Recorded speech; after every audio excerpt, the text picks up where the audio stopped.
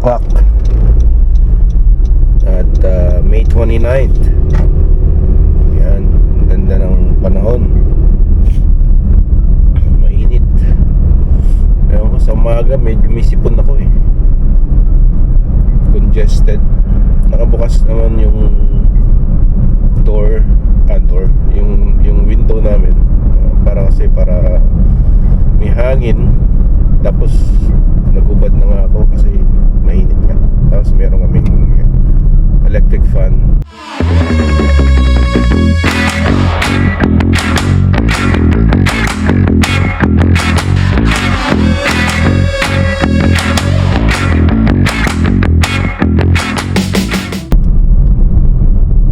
Walang AC. Sa mga bahay na mga luma dito, wala atang built-in AC kasi hindi mo naman kailangan ng panahon. Pero ayaw ko ngayon. Pero sandali lang naman to, mga mainit na ganito. June, July, August, yan, 3 months. Pero it varies, right? Yung mga temperature. Minsan at one point nag 40 degrees ata yung pinakamainit for 1 week. Yun, mainit talaga sa loob. Bandang July, yan, August. First day ng summer, June 21st. Yan, 2023 hanggang September, ano yan, yung September 21st din ata ang first day ng fall. Parang ganyan eh. Yan. So, ayun na muna. Update ko kayo sa trabaho dito sa Canada. Sometimes it's a long job. Yung conveyance roller holder assembly natin para sa malaking copier takes 2 hours to put it in. So yeah, take time lang kasi pag minamadali mo lalong nabubulilyaso. So slowly but surely. Yan. Attentive yung mga tenga, oh. I take solace Galaw-galaw. in the knowledge that I am Moira, an artist who... Watch me. I'm sure aware ka rin naman, no? Hmm? Hindi ka nag-girlfriend, patuloy pa rin yung mga... Where are you going? Where are you going, Toya? Where are you going? Why you approach me? Where are you going? Where are you going? Why you approach me? Ha? Talagang hinanap mo pa ako? Ha? Huwag ka pumunta sa ano. Kakulay mo pa naman yung kalsada, oh. Masagasaan ka. Where are you going? Go get them. Go get them. Go get the crow. Hop.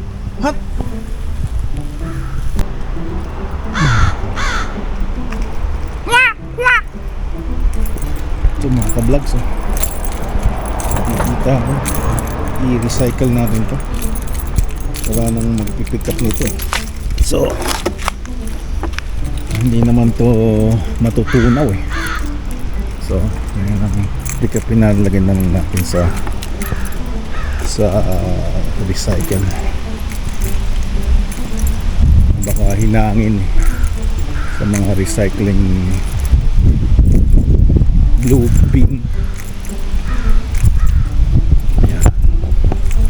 Dito natin lagay vlogs. May time ako, ayan ako na lang i-empty ko yan sa garbage bin. Tapos lagyan natin ng sticker, drop off natin sa return it recycle center.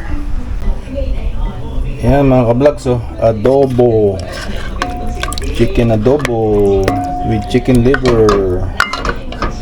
Kain tayo. Lagay ko dito sa kanin.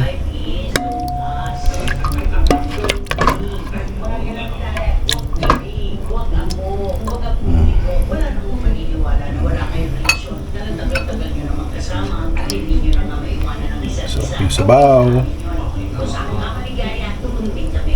Yan, mahit na. Yan mga vlogs, no? Yan po ang ating buhay sa Canada. Punta tayo sa Canadian Tire. Check natin kung merong available na e-bike. Titingnan ko yung Land Rover Plus sa website. Maganda. Tsaka siya nga pala may mga rebates na after June 1st sa mga e-bikes. So ang maximum ata dito sa ang wattage ng battery is 500 watts. I think pagka may stipulation na pag mataas na yung wattage kailangan mo na ng motorcycle license pagka mabilis, pag bumilis na sa certain speed at I think. So yun, look around lang ako kasi magandang panahon, tsaka yung may mga bike trail dito na gusto kong i-explore ba, para din sa health natin na mag-exercise. Ayoko naman ng stationary bike dahil boring. Di ba? So habang magandang panahon, yung fat bike Land Rover Plus 6, Land Rover 6 Plus, and hydraulic brakes yan, tapos fat tire, solid yung itsura Pinakita rin sa akin kanina, nandun ako sa physical therapist ko kanina, yung Bino naman na brand name. Ganda rin. May dalawang pwedeng dalawang bata na yung sa mga anak niya. Yun. May parang car seat pa nga Yan. So, yun. Yan mga ka-vlogs, dito tayo sa Canadian Tire. Tingnan natin. Ayan.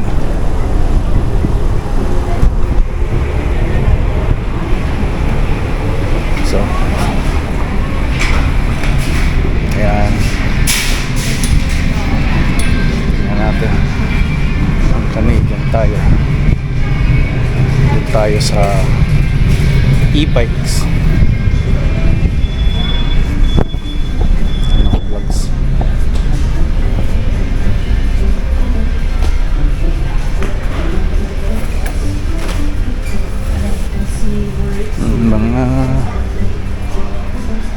Mga bikes tingnan natin. Bikes din. Rally. Ito yung mga mismong bikes lang. So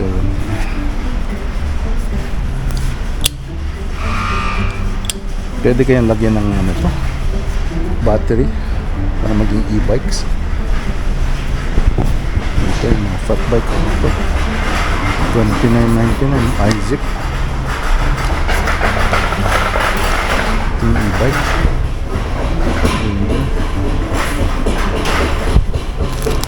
Rally.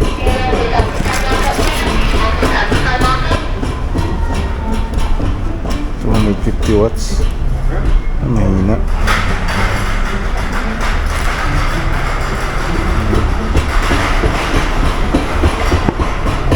Transit.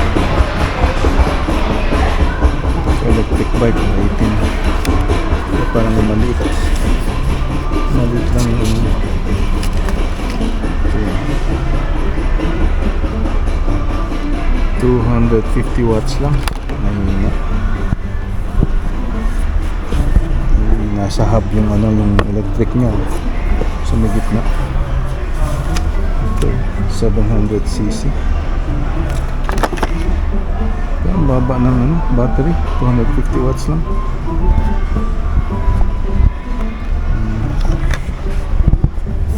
Order na lang tayo sa online, parang mas okay yun.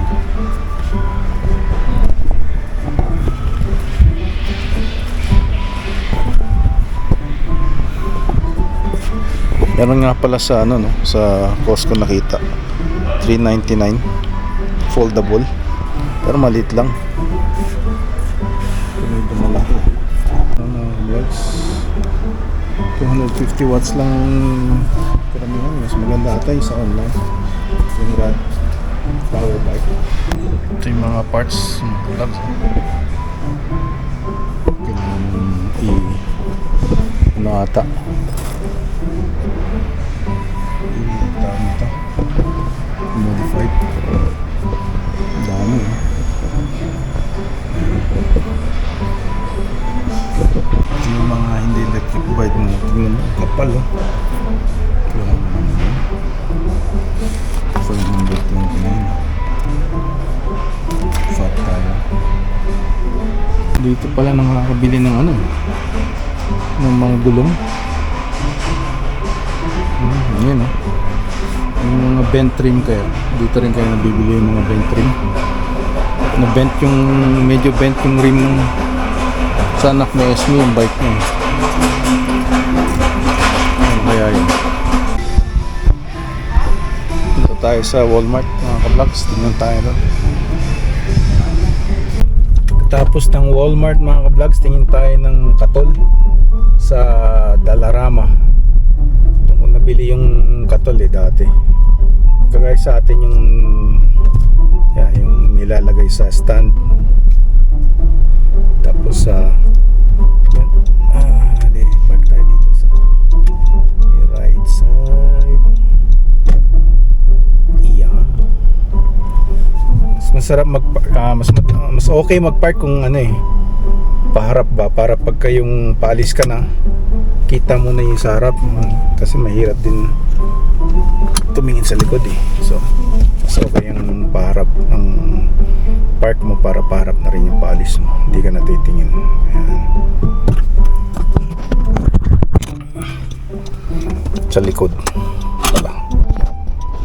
Meron tayo dito ng toilet paper. Ubus na o paubos na pala.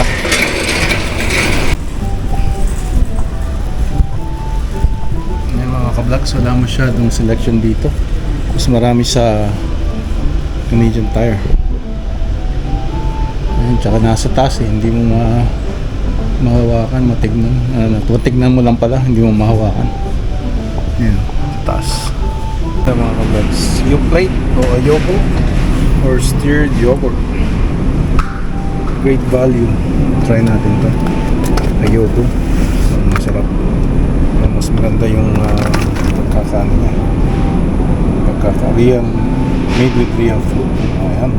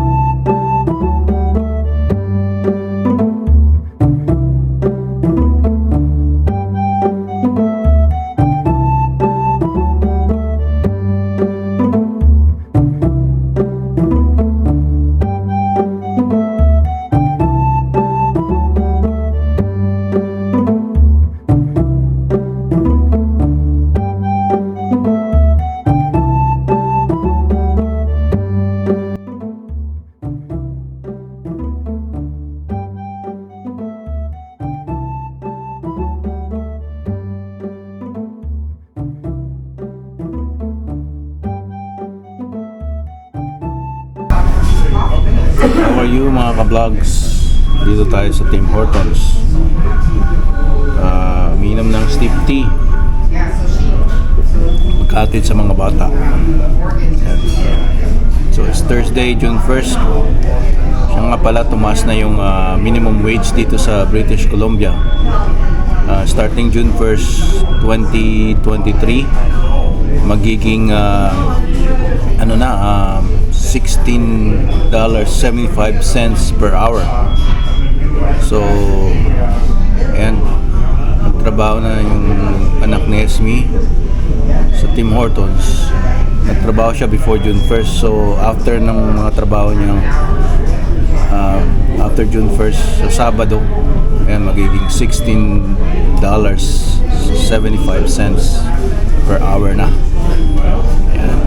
So Tim Hortons. Yun, magandang araw ngayon, June 1st. First day ng summer, June 21st, 2023. Ayan. So, kayo ba may mga plano this summer? Mag long drive summer? Ayan. Sa amin pinag-uusapan pa. May mga circumstances na hindi inaasahang mangyayari kasi nangyari na medyo inaasikaso. So, yan lang. Siya nga pala, no? At topic ngayon sa online, sa Philippines, at sa mga OFW, I guess, yung paglipat ng Bulaga or paalam nila sa Tape Incorporated. Ayan, simula bata, nakalakhan na natin ang Bulaga. So tingnan natin kung anong mangyari sa susunod na kabanata, di ba? So ayan na muna.